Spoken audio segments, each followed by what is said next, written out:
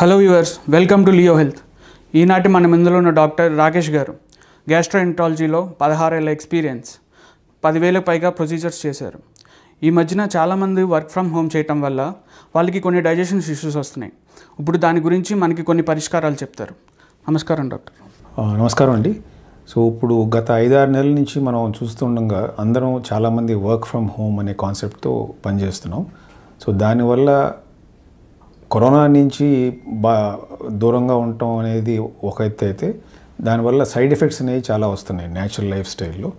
దాంట్లో మెయిన్లీ జీర్ణకోశ వ్యాధులకు సంబంధించి కొన్ని అంశాలు జాగ్రత్తగా మనం డీల్ చేస్తే అవి రాకుండా ఉంటాయి. ఇప్పుడు కూడా ఇంకా పార్షియల్ లాక్డౌన్ కిందే ఉన్నాం మనం.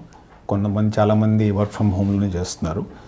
సో జనరల్గా ఏంటంటే ఈ తినే ఆహారపు అలవాట్లు అనేది మనకు జాగ్రత్తగా చూసుకోవాలి. ఆహారపు అలవాట్లు ఎలా మేనేజ్ చేసుకోవచ్చు అంటారు సార్?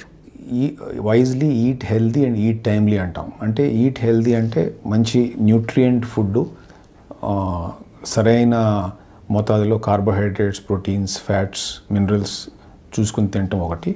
రెండు, టైమ్లీ ఫుడ్ అంటే ఒక టైం పెట్టుకుని తినాలి. ఇప్పుడు పడితే అప్పుడు లేట్ నైట్ ఫుడ్ తింటాం, లేదంటే ఎర్లీ మార్నింగ్ తింటాం, అట్లా లేకుండా పర్టికులర్ టైం ఉండాలి. అండ్ మూడోది ఈట్ వైజ్లీ అంటే తెలివిగా తింటాం. అంటే నేను చెప్పినట్టుగానే తక్కువ మోతాదులో ఎక్కువ సార్లు తీసుకోవటం, ఏమి తీసుకోవాలనేది అది ఒక ఆర్ట్ ఆఫ్ ఈటింగ్. ఏది పడితే అది మనకి దొరికిందల్లా తినటం అనే కాకుండా.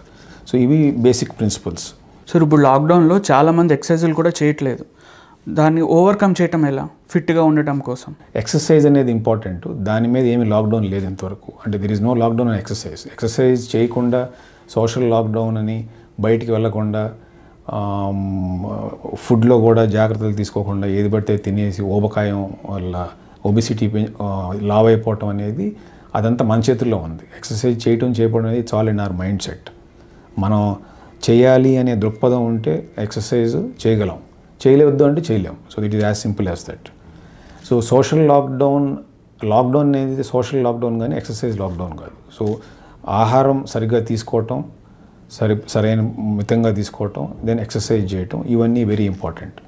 ఎందుకు చెప్తున్నానంటే ఇవి కానీ ఈ ఎక్సర్సైజ్ చేయకుండా ఆహారంలో సరైన జాగ్రత్తలు తీసుకోకపోతూ ఉంటే దానివల్ల జీర్ణకోశ వ్యాధులకు సంబంధించి ఫ్రమ్ హెడ్ టు టో, అంటే నోటి నుంచి చిన్న పేగు పెద్ద పేగు వరకు అన్నిట్లోనూ ఎంతో కొంత ఎఫెక్ట్ పడుతుంది. మీకేమవుతుందంటే ఈ జీర్ణాశయం మీద ఎఫెక్ట్స్ ఎలా ఉంటుందంటే ఈ ఒబిసిటీ వల్ల కానీ, జంక్ ఫుడ్ వల్ల కానీ యాసిడిటీ వచ్చి రిఫ్లెక్స్ అనేది ఎక్కువ ఉండటం, దానివల్ల మీకు ఈ తేన్పులు కానీ, పొట్టోబ్బరం, మంట, ఈ జీఈఆర్డీ అంటాం, గ్యాస్ట్రోఎసోఫేజియల్ రిఫ్లెక్స్ డిసీజ్ అనేది, అది ఎక్కువ అవుతుంది. రెండోది ఫ్యాటీ లివర్ అంటాం, వెరీ కామన్గా అందరికీ కనిపిస్తూ ఉంటుంది. ఈ కొలెస్ట్రాల్ అది ఎక్కువ ఉండి దానివల్ల లివర్లో ఫ్యాట్ డిపాజిట్ అవుతుంది. అది లాంగ్ రన్లో సిరోసిస్ అని లివర్ పాడే అవకాశాలు ఉంటాయి. మూడోది బ్యాక్టీరియల్ ఓవర్ గ్రోత్ అని, చిన్న పేగు పెద్ద పేగులో చెడు బ్యాక్టీరియా మంచి బ్యాక్టీరియాని డామినేట్ చేస్తే దానివల్ల కూడా సైడ్ ఎఫెక్ట్స్ వచ్చి కొంతమందికి మలబద్ధకం, కొంతమందికి లూజ్ మోషన్స్, కొంతమంది పెయిన్, సో ఇట్లా రకరకాలు వస్తాయి.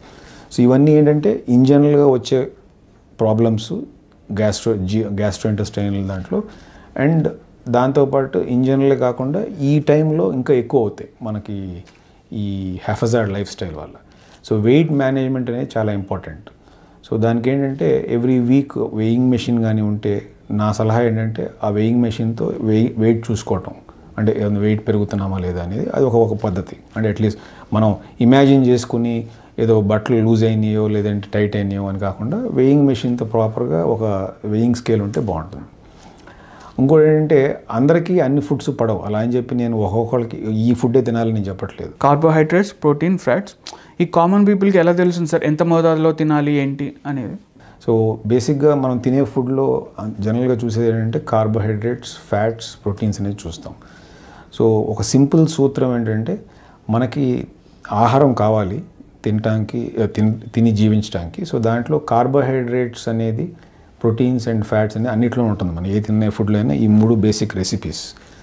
సో మనం గుర్తుంచుకోవాల్సింది ఏంటంటే 1 గ్రామ్ కార్బోహైడ్రేట్ అంటే రైస్ లేదంటే ఈ జొన్నలు ఇలాంటివన్నీ 1 గ్రామ్ తింటే 4 క్యాలరీలు మన బాడీలోకి వెళ్తుంది. అదే 1 గ్రామ్ ఫ్యాట్స్ అంటే ఆయిల్ కానీ స్వీట్స్ కానీ ఎనీథింగ్ ఆయిలీ ఫ్యాటీ ఫుడ్ అది 1 gram is equal to 9 calories. Proteins అంటే అవి మన ఈ పప్పుల్లో ఉండొచ్చు, పప్పు ధాన్యాల్లో, లేదంటే ఎగ్, నాన్ వెజ్ చికెన్ వాటిలో ఉండొచ్చు. సో అది 1 గ్రామ్ తింటే 4 క్యాలరీ వెళ్తుంది. సో ఈ లెక్కన మనం ఎంత తింటున్నాం అనేది గ్రామ్స్ ప్రకారంగా చూసుకుంటే ఇన్ని గ్రామ్స్ తిన్నాము కార్బోహైడ్రేట్స్ అంటే దానికి ఇంటూ 4 చేసుకోవాలి. ఇన్ని గ్రామ్స్ ప్రోటీన్ తిన్నాము అంటే ఇంటూ 4 చేసుకోవాలి.